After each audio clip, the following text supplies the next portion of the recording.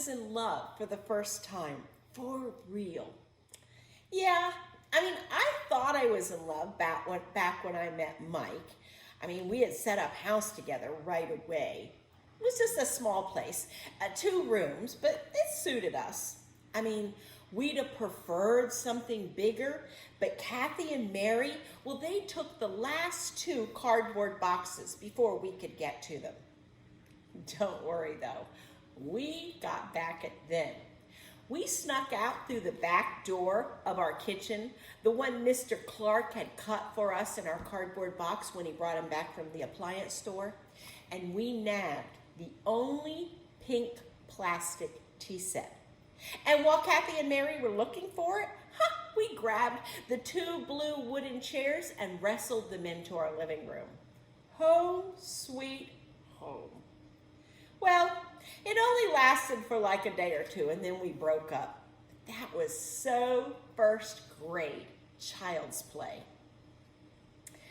But I was older when I met John, and much more mature. I had changed so much in 2 years. And I was ready for a real relationship. And this was real. I know, because I sat writing his name over and over, John Powell, the entire time that I was supposed to be writing a paragraph about my favorite animal. Yep, I was in love. Well, it was about time to go out to the playground. And unlike most 3rd graders, I hated PE. Yeah, you see, short legs and a bad aim. I'd never hit the ball, not even once. So I cringed when the team captains started to pick the teams. We'll take Mary. I'll take Kathy. We'll take Sarah Sue, and so on and so on, until everybody in the class had been picked except me and that doofy Sherman. He was never paying attention. He didn't even try. Anyways, I would end up just standing there. Everybody staring at me. I could feel my cheeks getting red and the heat flooding in and my throat starting to get dry, until finally Mrs. Clark would say, Tommy, you take Melanie on your team. Oh, Mrs. Clark, do we have to? I tell you, I hated PE. But today was different. I was excited about going to the playground. You see, what happened was, when we took our bathroom break and when the girls' line passed the boys' line, John whispered to me that he had a surprise for me and he was going to give it to me on the playground. Well, when it came time, I floated out to the playground.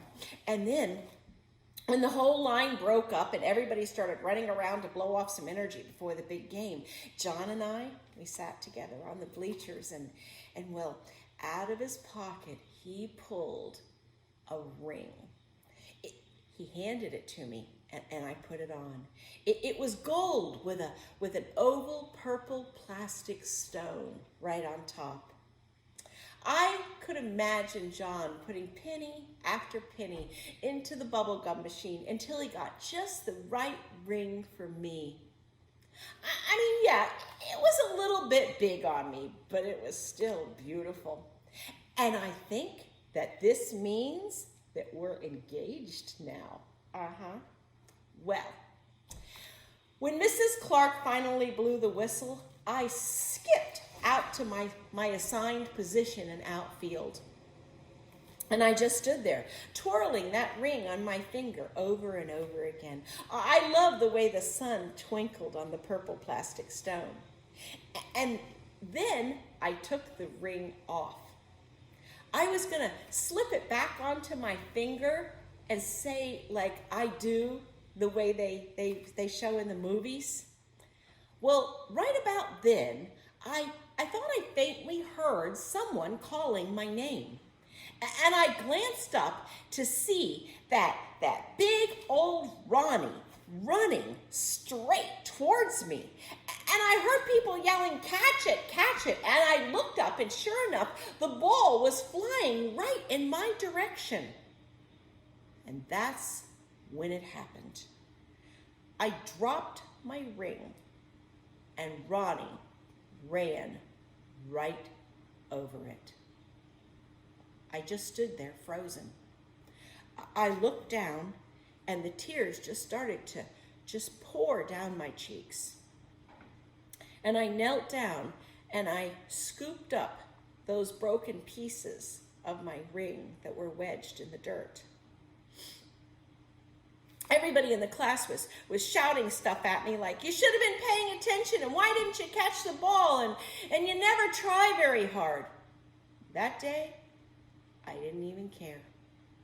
I stood up, and I clutched my broken treasure, and I just looked straight ahead, and I walked right through that crowd.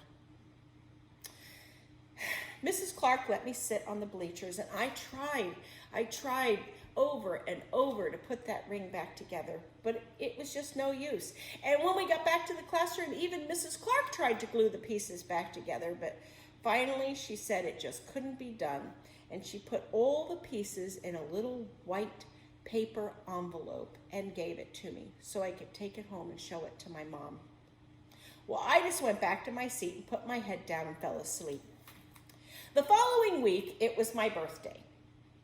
But John was sick and he couldn't come to my party. But the next day, he brought my present to school. And it was like this milky white bottle that kind of looked like a flower vase that my mother had. It had little blue flowers painted on the outside of it, and inside was bubble bath. Well, I didn't use the bubble bath. It just eventually clumped up. Nope. I took that bottle and I set it on my special shelf in my bedroom. And I leaned up against it, that little white paper envelope with the broken pieces of my golden ring with the oval purple plastic stone on top.